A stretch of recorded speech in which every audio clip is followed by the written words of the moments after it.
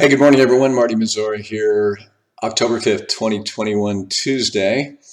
Got to keep this quick. This is just a technical analysis update for you. As I said in the morning note, few people have reached out for some dialogue on their thoughts on the markets, stuff they're reading, current risk, analogs to things like the 87 crash, and just market stress in general. And as I said again on the blog, our own fear greed barometer, which takes into account sentiment among individual investors, advisors, futures traders in terms of their whether they're net long or short various indexes, short interest on various ETFs and so forth. So we have quite a mix of indicators to just kind of give us a feel about overall sentiment. And it has gone lately from notably net bullish to somewhat bearish of late as well. Now you could say that from a contrarian perspective, that's bullish, right? Then people moving to the other side of the boat makes the market a little less risky, and that's probably true. That's been my observation over the years. But nevertheless, it is suggesting that maybe there's some distribution going on in the market if this is really something that is being felt in bigger places.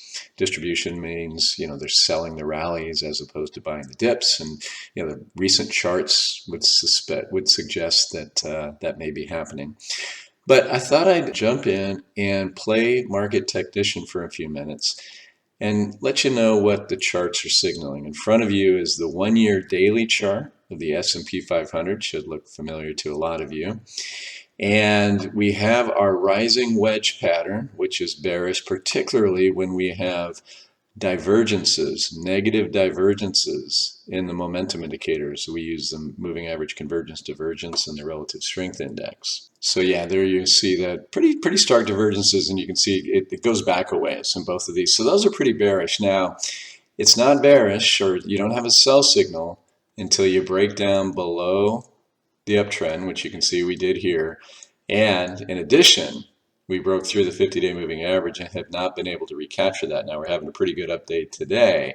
But again, until these levels are recaptured, we're kind of in a bearish mode right here, at least on the daily chart. Notice here that we're beginning to see this histogram point up, which means the sell signal here is beginning to wane. That's that short-term sell signal for the MACD. But I like to look at these divergences probably more so. I would also say that you notice here you have a lower low, but you have a little bit of a higher low on the RSI right there. So that's somewhat bullish as well.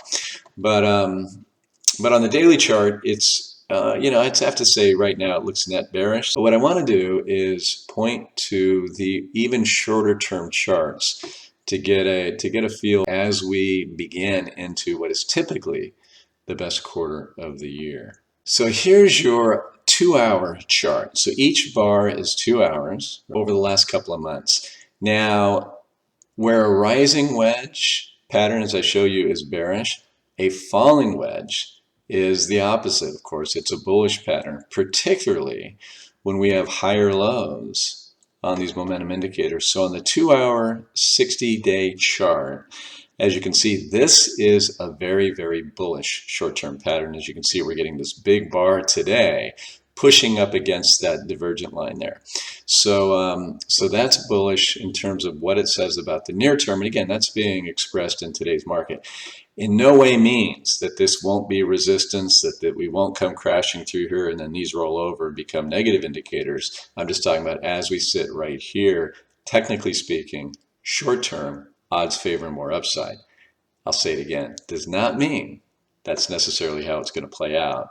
It's just probabilities based on the chart. And then even shorter term, the 1-hour chart, right? So we have clearly your bullish falling wedge and very defined bullish divergences in the momentum indicators and a nice strong buy signal right there on the hourly chart in the MACD. So it makes sense that the market's ramping up today. Now I will tell you that it is finding real resistance right about 43.65 on the S&P today. And it's bumped up against that twice, and it may be making another stab at it now.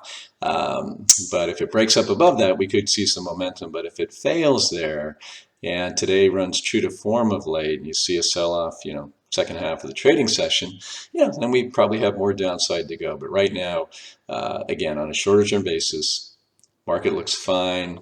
Probably makes sense coming into October. First couple of weeks are usually dicey. It's usually the second half of October, November, and December that are very good. But there's a lot more going on in the world than just these charts, and that's other things that I've been writing about. And I'll think about what I'm going to say in tomorrow or Thursday's weekly message that hopefully will pull it all together for you. But before I close, let's take a look at the longer term charts. This would be your 2-year weekly chart. So yes, we definitely have your rising wedge, and we've broken down below that. This would be the 50-week moving average, so we won't pay too much attention to the red line here.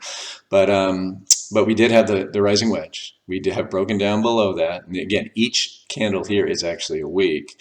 Had a sell signal here a few weeks ago, and you can see that's accelerated to the downside.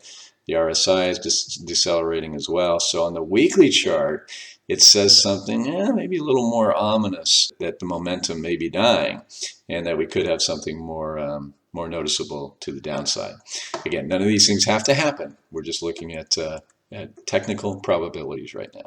And then on the 5-year monthly chart, there you have it, rising wedge that we've broken below. We do have a bearish divergence here on the RSI, even on the monthly chart. But the monthly chart, as you can see, is losing momentum, right? And you can see that was happening here, and we had a couple of really bad months. This is a little less conclusive, but something to keep an eye on. And then lastly, I want to circle back. I forgot to do something for you. I want to circle back to the daily chart. A couple things I want to show you here is I want to show you actually these patterns in action, right? So there's your very defined rising wedge with your bearish divergences, kaboom, 35% drop. Rising wedge, real bearish divergences here, and late 2018, nearly a 20% drop, right? Rising wedge, corrective action, and then we've got this big rising wedge in here with the divergences. Again, none of this has to play out. These things never work 100% of the time. But this is the first time since back here that we've had something meaningful in terms of breaking down with sell signals and then not almost immediately recapturing that 50-day moving average. So this is something more significant, technically speaking. However, I'm going to shorten this up just a little bit, stay on the daily chart, and I want to show you the volume. So notice in here, what we do is we take the 10-day moving average of the daily volume in the S&P 500 and chart it along this line. And where I've circled here is where we either touched or got really close to this dividing line here, and that just showed us really low average volume, right? Now, what was happening is pretty consistently as the market was going up, right, volume was coming down. That just basically says somewhat of a lack of conviction. If you don't have a lot of people entering in, jumping in and pushing stocks higher, what that suggests is rather than having, eager buyers, you just kind of have stubborn sellers. In fact, if I move it back here just a little bit, the 5-year chart, you see how the market fell apart, volume spiked, and then it just kept going as things go. So what you have there, you had passionate sellers, people coming in masse and selling right here, right? Initial spike, some ambiguity, and then boom, big time volume going up here. So back to the 1-year chart, just to zero in. So you had the market, take a hit, you had the market rise, you had the volume come down, and then you had the market sell off again, but not that compelling that this is a big panicky sell-off. But all in all, while we have serious concerns about the underlying risk that prevails in today's market setup, we don't have recessionary conditions. We do have, bubbly conditions in many places, but we think we have huge opportunities relative to our long-term, weaker dollar, inflationary thesis going forward that we think are going to play out nicely over the next few years. Next few weeks and months, I don't know. But I have a tough time predicting Armageddon like many people are right now, but I'll certainly acknowledge that the risk is there and that we should be diversified, own some gold, and seriously hedge against that big downside risk so that we can't get hurt badly in any kind of a precipitous sell-off. And that's exactly what we're doing on behalf of you clients. I'll leave it there. Thank you, as always, for watching and listening. Talk to you again soon. Bye-bye.